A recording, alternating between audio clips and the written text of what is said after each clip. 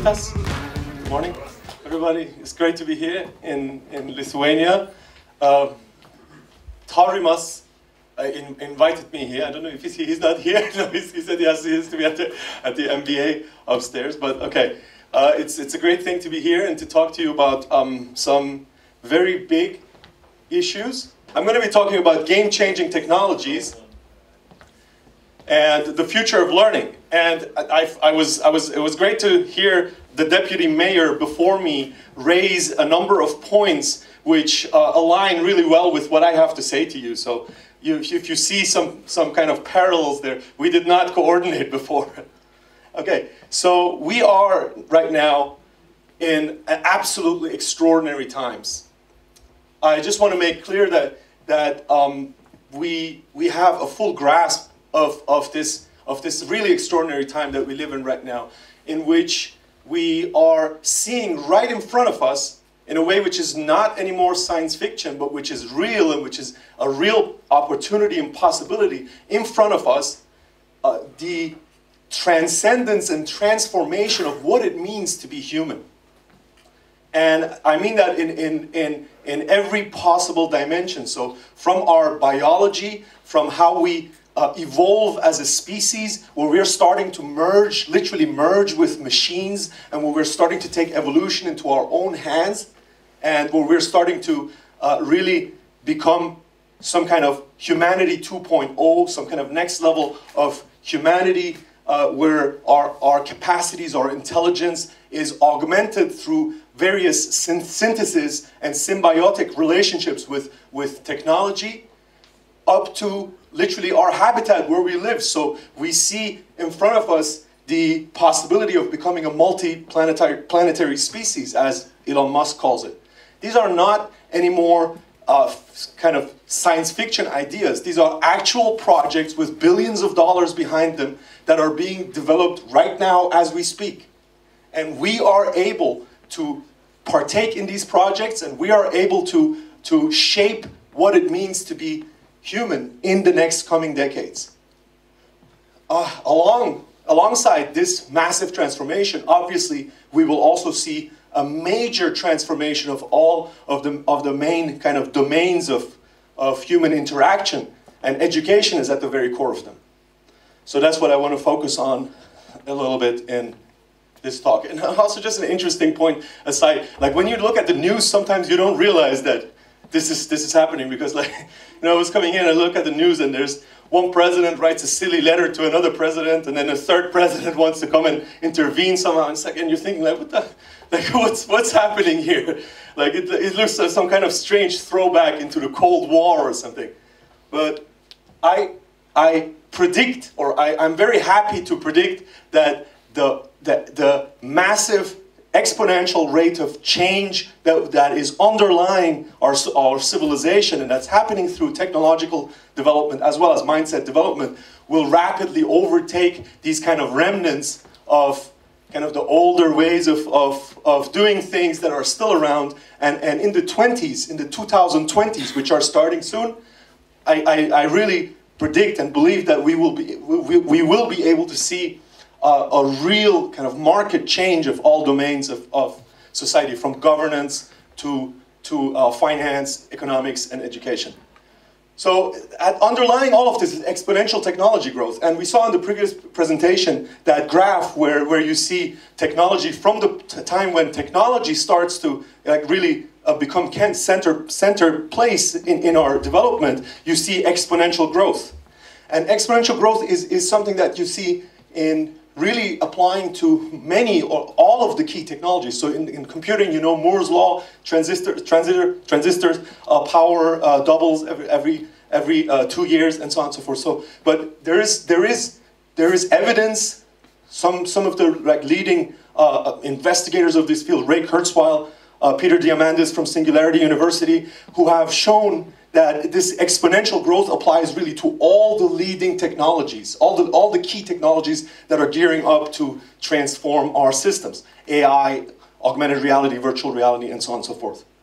Biotechnology, and so on and so forth. Okay, so, and when you have exponential growth, of course, you have this kind of sudden kind of rocketing change, right? Because it first looks like it's not changing much, and then suddenly you have this kind of really rocketing increase that changes everything.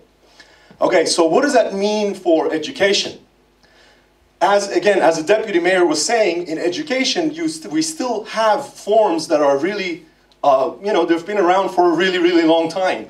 We have the person in front, like really a setting like this right now, which in education is called the sage on the stage, where somebody's sitting in front and just talking. And that might be a good format for a talk like this, where you're just kind of sharing an idea, but it's clearly not the best format for educating people. It's absolutely not. So, and that's, why is that the case? And this is Michael Faraday here in the 19th century in the Royal Institution in London.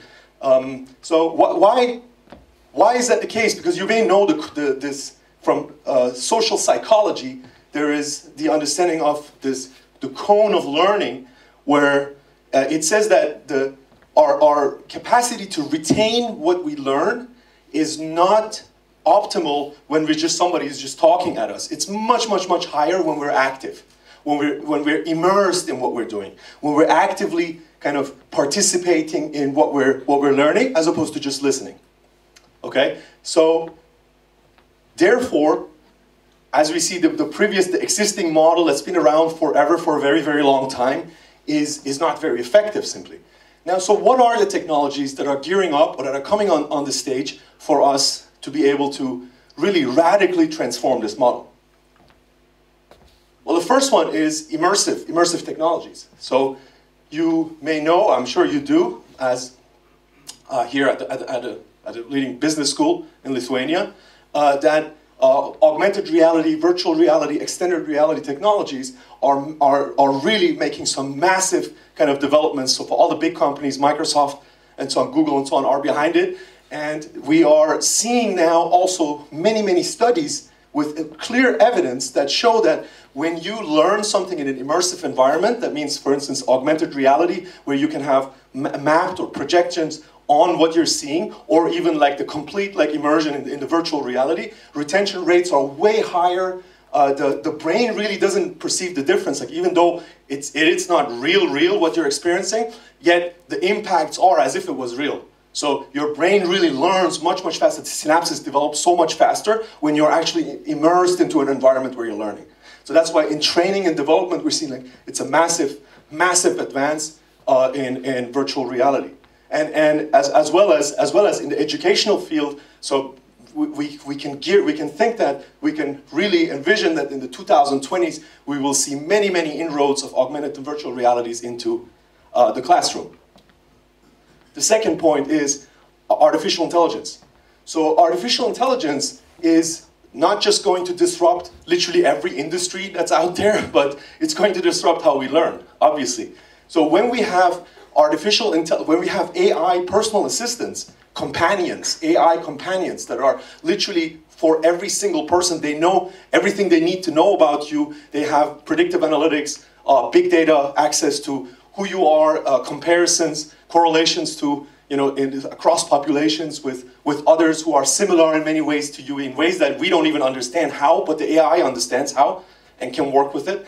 These AI companions will be not just like doing our shopping choices for us and doing all kinds of chores for us, which increasingly they're starting to do, but obviously they will be able to accompany us in our learning journey, right? So they will be able to tutor us or tutor the student in a way that is absolutely personalized. So right now still the teacher gives 50 people the same coursework, and after ask them to see if they did well or not. Well, in future, not distant future, very near future, the AI will give every single individual a unique coursework, a unique tasks, and unique kind of benchmarks, uniquely made for them, taking into account everything, from how they did in the past to how they learn better, because people learn differently. Some are more kinesthetic, others are more visual, others are more audio based. So basically, the AI will be able to take all of that into account and be an absolutely, and also it never tires. You can ask it again and again, and late night, you can sit there and it can be a tutor for you, like a 24/7 tutor, right? So that's like a massive, kind of absolutely massive change, which will probably disrupt the tutor or teacher position as we know it right now.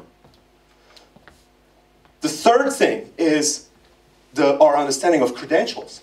So what does it mean to get a credential? Right now, universities give us credentials. They give us a credential and they say like, okay, you have a degree from whatever, MIT or Vilnius Business School or whatever it is, Oxford.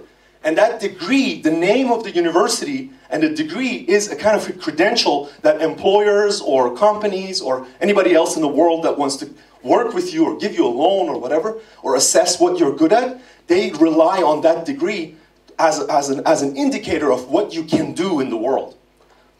We know that that's not a good indicator, because what it really indicates is a lot of other things, such as how good you are at taking tests, how good you are to play certain, to advance in a certain social system, and so on and so forth. It's not really a perfect indicator of how good your competences are in a certain work setting. So what does that mean when in future we are going to have a new way of credentialing really our competences and what we have learned? There is a technology out there that's perfect for this purpose, and it's called blockchain. So on the blockchain, on the blockchain system, on all the various kind of blockchains that are coming into being, we have decentralized ledgers that are absolutely immutable. Nobody can tamper with it.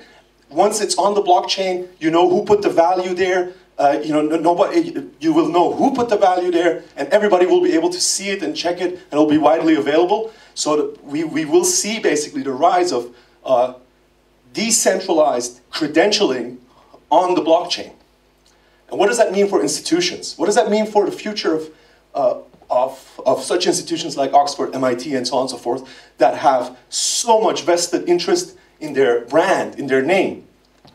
Well, it means, just like in any other field, disrupt or be disrupted. You don't want to be Blockbusters. You want to be Netflix, right?